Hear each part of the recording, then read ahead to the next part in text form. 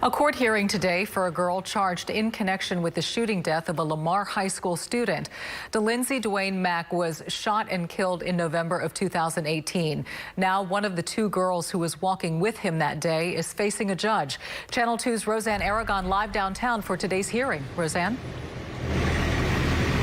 Yes, the point of this hearing is to determine whether or not the newest suspect, a female who was 16 at the time of the shooting, should be certified as an adult. Now, there are several witnesses to establish this. We've heard from 4 today. 2 were HPD investigators, and the other 2 were the suspect's juvenile detention officers who called the suspect manipulative and smart. Watching the hearing was the mother of 18-year-old victim DeLindsey Mack, a Lamar High School student who was shot and killed in November of 2018.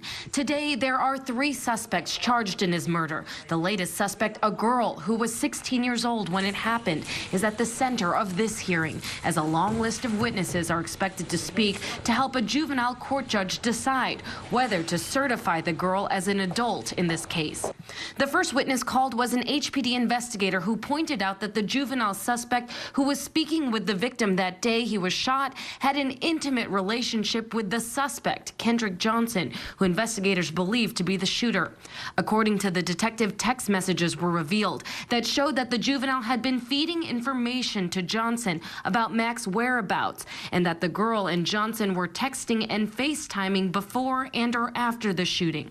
The second witness called was another HPD gang unit detective who examined texts and social media evidence that he said showed the female suspect had no remorse and did not appear to be coerced by the gang member suspects. The defense claimed that the detectives were not giving the full context to the evidence, saying that the then 16-year-old girl had no idea that Mack would be killed. The defense also said the detectives made many assumptions and could not definitively link the girl with the suspects or the gang.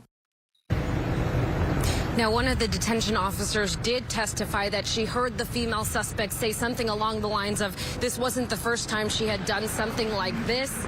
Again, the hearing continues tomorrow morning. There are several witnesses that have yet to be heard. Reporting live downtown, Roseanne Aragon, KPRC, Channel 2 News. Thank you, Roseanne.